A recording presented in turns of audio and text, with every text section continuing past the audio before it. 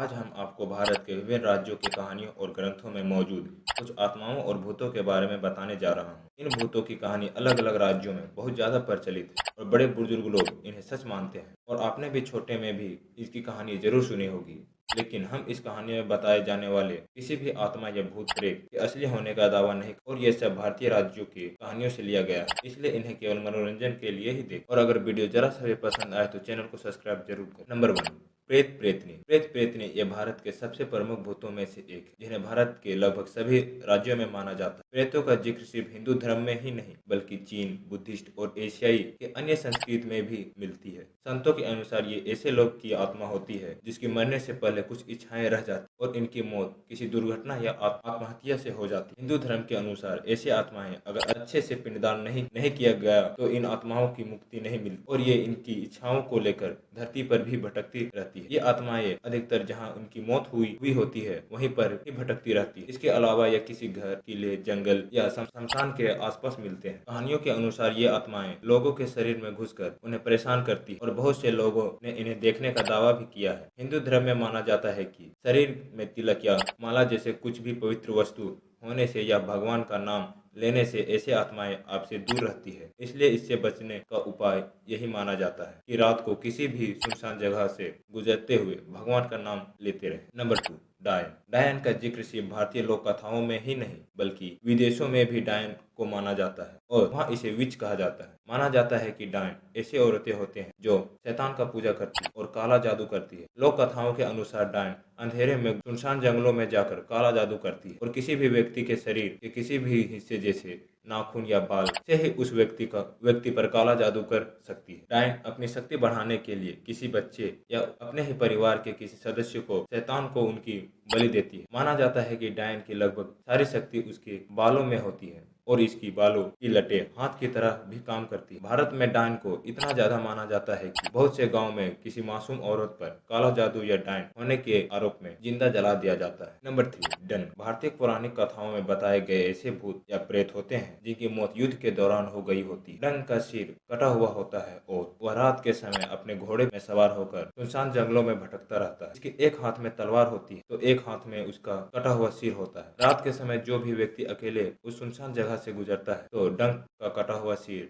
उस व्यक्ति को उनके नाम से पुकारता है और अगर वह व्यक्ति उस आवाज को सुनकर उनके पीछे जाता है तो डंक अपने तलवार से उस व्यक्ति का गला काट देता है। नंबर 4, जल पिशाच। जल पिशाच ऐसी आत्माओं को कहा जाता है जिनकी मौत नदी में आत्महत्या करने से या पानी में डूबने से हुई होती है। हिंदू लोक कथाओं के अनुसार अगर मरने के बाद अगर उस इंसान के घर वाले उसकी अच्छे से पिंडदान नहीं करते हैं तो उसकी आत्माओं को मुक्ति नहीं मिल पाती और धरती पर ही भटकती रहती है। जल पिशाच भी ऐसे ही आत्माएं होती हैं और नदी, नालों या किसी तालाब के आसपास पाए जाते हैं और जो भी व्यक्ति रात के समय अकेले नदी में या तालाब के किनारे जाता है तो जल पिशाच पानी में डुबोकर मार देती है। नंबर 5, चुड़ैल। चुड़ैल भारत की डरावनी लोक कथाओं सबसे प्रचलित माना जाता है जिसकी मौत गर्भवती होने के दौरान होती है। ऐसी महिलाएं मरने के बाद चुड़ैल बन जाती है। चुड़ैल दिखने में बहुत ही ज्यादा डरावनी मानी जाती है, जिसकी आंखें बड़ी, लंबे नाखून सिर के चारों तरफ मुड़ जाती है, चेहरा जला हुआ और दोनों पैर पीछे की तरफ मुड़ी हुई होती है। लेकिन यह खुद को किसी सुंदर औरत में बदल सकती है, लेकिन फिर भी इनके पैर उल्टी ही रहती है और उल्टे मुड़े हुए पैर को चुड़ैल की आसान तरीका माना जाता है। चुड़ैल सुनसान किले, सुनसान जंगलों या सुनसान रास्तों में पाया जाता है और बहुत से लोगों ने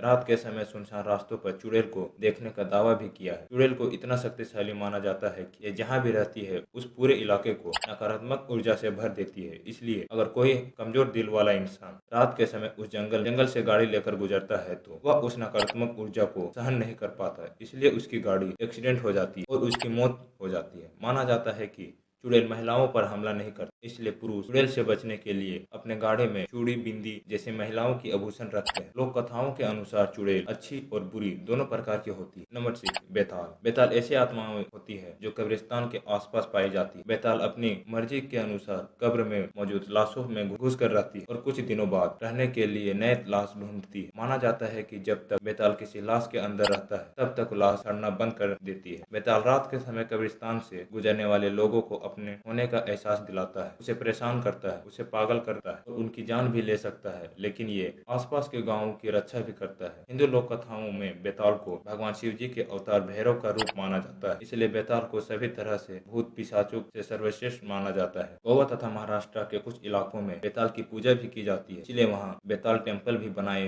गए हैं। नंबर 6, बाघ। असम के लोक कथाओं में माने जाने वाले राक्षस या भूत जो झील या तालाबों के आसपास ही रहते हैं। लोक कथाओं के अनुसार बाघ का पसंदीदा खाना मछली है और ये इंसानों से दूरी बनाकर ही रहते हैं, लेकिन अगर कोई इंसान इसे नुकसान पहुंचाने की कोशिश करता है या उसे डराता है तो ये उनकी जान ले लेते हैं और उसकी लाश को पानी की गहराई में छिपा देता है। बाघ के शिकार अधिकतर मछुआरे लोग ही बनते हैं और कहा जाता है इंसान को मारने के बाद ये उसका रूप ले लेता है और उस व्यक्ति के परिवार के साथ रहने लगता है। बाघ के पास एक थैली होती है जिसके अंदर माना जाता है उसकी सारी शक्तियां होती है और जो भी इंसान थैली को उसे छीन लेता है बाघ पूरी तरह उस व्यक्ति के वश में हो जाता है, तो किसी जिन की तरह ही उस व्यक्ति की सारी बातें मानता है। नंबर 8, जोखो। ये बंगाली लोक कथाओं में माने जाने वाले और लोक कथाओं के अनुसार ये ऐसे भूत या आत्माएं होते हैं जो किसी धन संपत्ति की रखवाली करती है। इस भूतों के अच्छे स्वभाव का माना जाता है और कहा जाता है कि ये अपने चाहने वाले लोगों की रक्षा करता है और इसके पास धन की कमी नहीं होने देता, लेकिन जो लालची व्यक्ति जोखा के रक्षा किए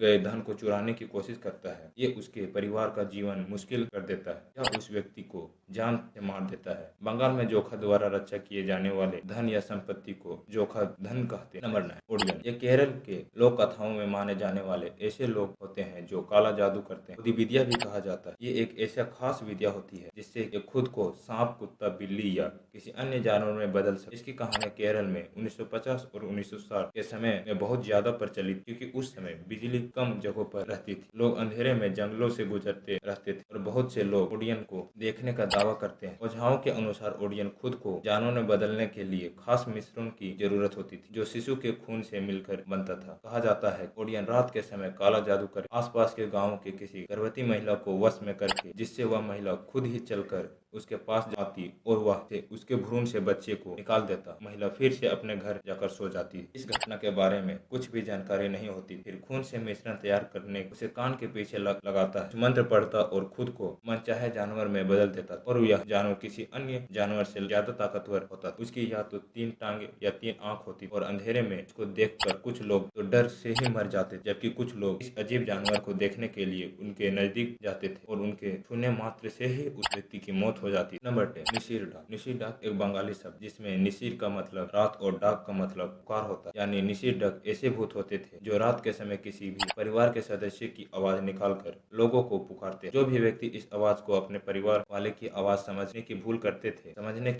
करते इस आवाज के पीछे चल जाते तो वह व्यक्ति निशिर डाक के वश में हो जाता और निशिर डाक उसे कुछ दूर सुनसान अंधेरे जंगलों में ले जाकर अपना असली रूप दिखाता और फिर उसे जान से मार देता। माना जाता है कि निशिर ज्यादातर अमावस्या के रात में ही और लोगों के घर के दरवाजे के बाहर से परिवार के किसी सदस्य की आवाज निकालकर दरवाजा खोलने के लिए कहते और अगर कोई हलावे में पड़कर दरवाजा खोलने जाता है तो वह उसके वश में हो जाता था। लोक कथाओं के अनुसार निशिर डाक सिर्फ 2 ही बार आवाज लगाते हैं। व्यक्ति अगर 2 बार पुकार के बाद भी नहीं आता तो वह दूसरे को शिकार बनाने के लिए चल जाता। इसलिए कहा जाता है कि रात को अगर कोई आपको दूर से ही आवाज लगाता है या आपको मदद मांगने तो आपको उसके 2 से ज्यादा बार कहने